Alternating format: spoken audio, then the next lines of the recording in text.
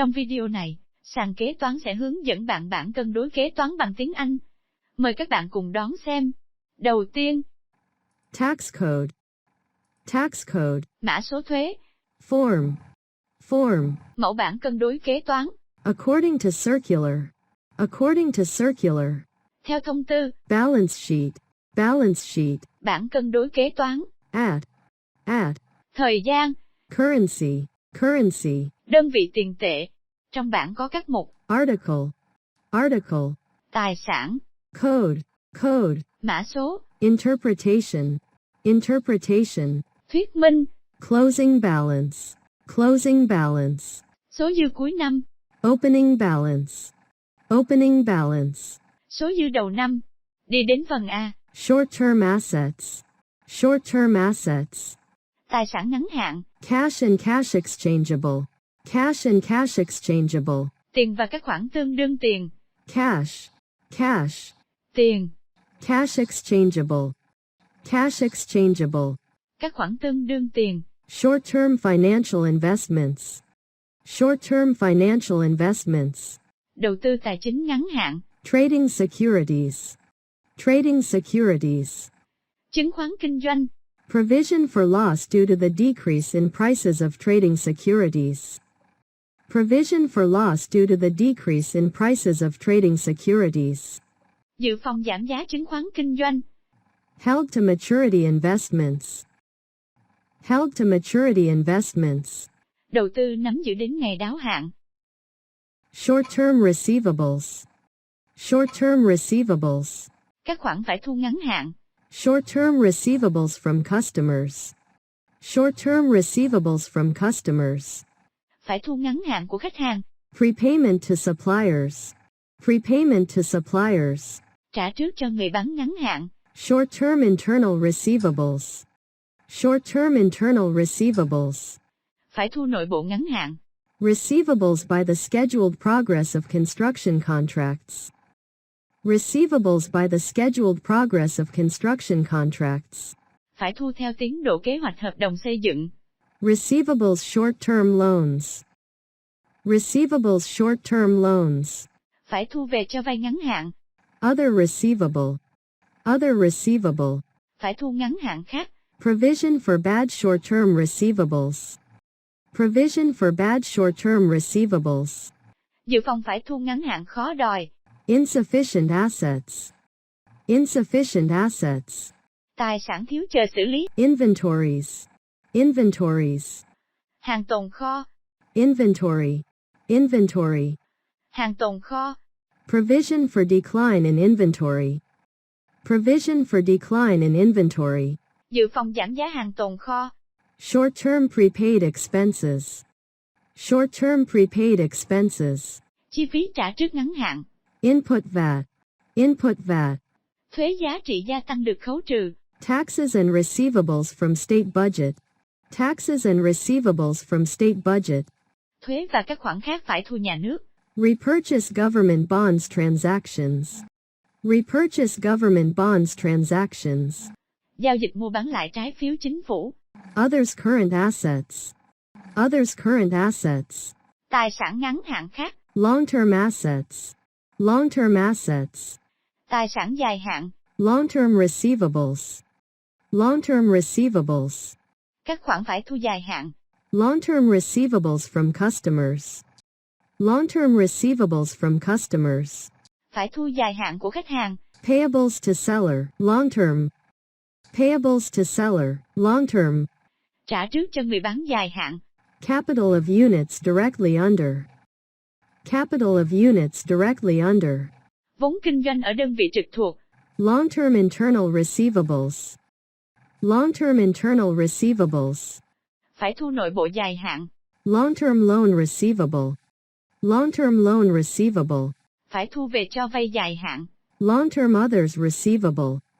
Long-term others receivable. Phải thu dài hạn khác. Provision for long-term doubtful debts. Provision for long-term doubtful debts. Dự phòng phải thu dài hạn khó đòi. Fixed assets. Fixed assets. Tài sản cố định.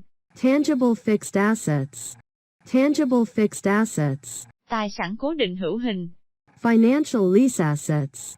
Financial lease assets. Tài sản cố định thuê tài chính. Intangible fixed assets. Intangible fixed assets. Tài sản cố định vô hình. The original price. The original price. Nguyên giá. Accumulated depreciation.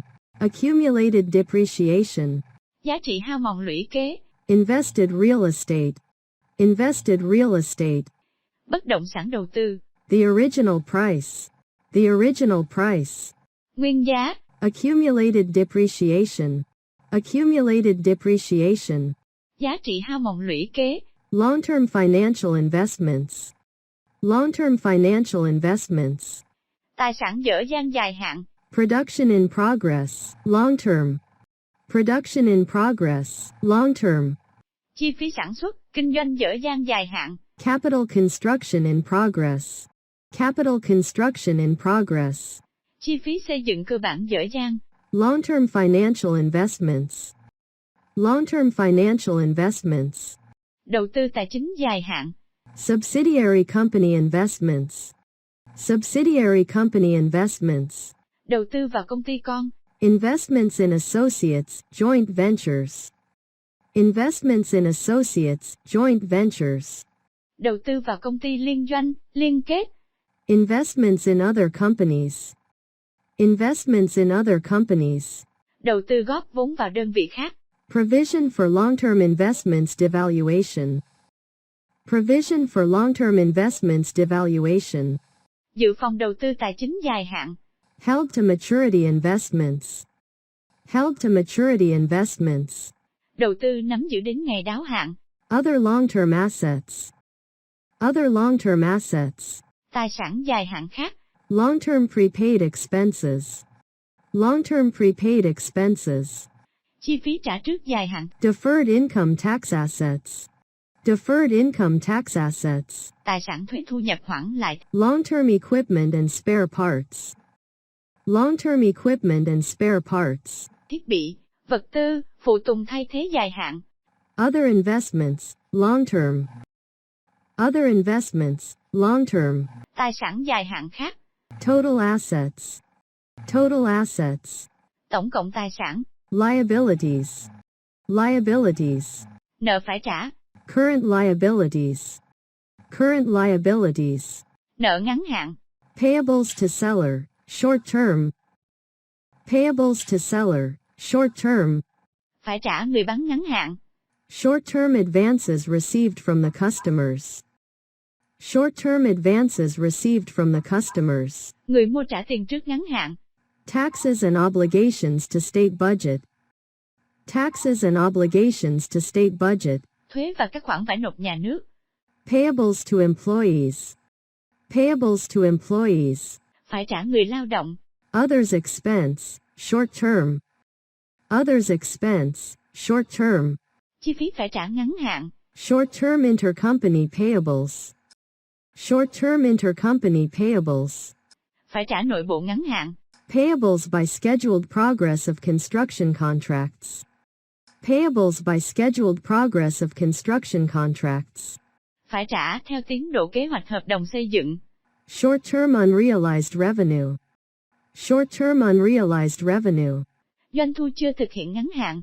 Other short-term payables. Other short-term payables. Phải trả ngắn hạn khác.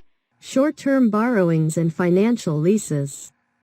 Short-term borrowings and financial leases. Vay và nợ thuê tài chính ngắn hạn. Provision of short-term payables. Provision of short-term payables. Dự phòng phải trả ngắn hạn. Reward and welfare fund. Reward and welfare fund. Quỹ khen thưởng, phúc lợi. Price stabilization fund. Price stabilization fund. Quỹ bình ổn giá. Repurchase government bonds transactions. Repurchase government bonds transactions. Giao dịch mua bán lại trái phiếu chính phủ. Long-term liabilities. Long-term liabilities. Nợ dài hạn. Long-term payables to suppliers. Long-term payables to suppliers. Phải trả người bán dài hạn. Long-term advances received from the customers. Long-term advances received from the customers. Người mua trả tiền trước dài hạn. Long-term payable expenses. Long-term payable expenses. Chi phí phải trả dài hạn. Internal payables of capital. Internal payables of capital. Phải trả nội bộ về vốn kinh doanh. Long-term internal payables. Long-term internal payables. Phải trả nội bộ dài hạn. Long-term unrealized revenue. Long-term unrealized revenue. Doanh thu chưa thực hiện dài hạn. Others long-term payables. Others long-term payables. Phải trả dài hạn khác. Long-term borrowings and finance lease. Long-term borrowings and finance lease. Vay và nợ thuê tài chính dài hạn. Convertible bonds. Convertible bonds. Trái phiếu chuyển đổi. Preferred shares. Preferred shares. Cổ phiếu ưu đãi. Payable deferred income tax. Payable deferred income tax. Thuế thu nhập hoãn lại phải trả. Provision of long-term payables. Provision of long-term payables. Dự phòng phải trả dài hạn. Science and Technology Development Fund. Science and Technology Development Fund. Quỹ phát triển khoa học và công nghệ. Owner's equity. Owner's equity. Vốn chủ sở hữu. Owner's equity. Vốn chủ sở hữu. Owner's equity invested capital. Owner's equity invested capital. Vốn góp của chủ sở hữu. Ordinary stock with voting right. Ordinary stock with voting right. Cổ phiếu phổ thông có quyền biểu quyết. Preferred stock. Preferred stock. Cổ phiếu ưu đãi. Equity surplus. Equity surplus. Thặng dư vốn cổ phần. The right to convert the convertible bonds to shares. The right to convert the convertible bonds to shares. Quyền chọn chuyển đổi trái phiếu. Other capitals. Other capitals. Vốn khác của chủ sở hữu. Fund stocks. Fund stocks. Cổ phiếu quỹ. Differences upon asset revaluation. Differences upon asset revaluation. Chênh lệch đánh giá lại tài sản. Exchange rate difference. Exchange rate difference. Chênh lệch tỷ giá hối đoái. Development investment fund. Development investment fund. Quỹ đầu tư phát triển. Corporation arrangement support fund. Corporation arrangement support fund. Quỹ hỗ trợ sắp xếp doanh nghiệp. Other funds. Other funds. Quỹ khác thuộc vốn chủ sở hữu. Undistributed profit. Lợi nhuận sau thuế chưa phân phối. Accumulated undistributed profit by the end of the previous period. Accumulated undistributed profit by the end of the previous period. Lợi nhuận sau thuế chưa phân phối lũy kế đến cuối kỳ trước. Undistributed profit of the current period. Undistributed profit of the current period. Lợi nhuận sau thuế chưa phân phối kỳ này. Capital construction investment. Capital construction investment. Nguồn vốn đầu tư xây dựng cơ bản. Budget resources and funds. Budget resources and funds. Nguồn kinh phí và quỹ khác. Funding sources. Funding sources. Nguồn kinh phí. Funds used for fixed asset acquisition. Funds used for fixed asset acquisition. Nguồn kinh phí đã hình thành tài sản cố định. Total resources. Total resources. Tổng cộng nguồn vốn. Prepared by. Prepared by. Người lập biểu. Chief accountant. Chief accountant. Kế toán trưởng. Director. Director. Giám đốc. Signature. Signature. Chữ ký. Full name. Full name. Họ tên. Seal. Seal. Đóng dấu. Để học đầy đủ khóa học kế toán tiếng Anh, mời bạn truy cập vào website sàn kế toán.vn. Cảm ơn các bạn đã theo dõi video, chúc các bạn thành công.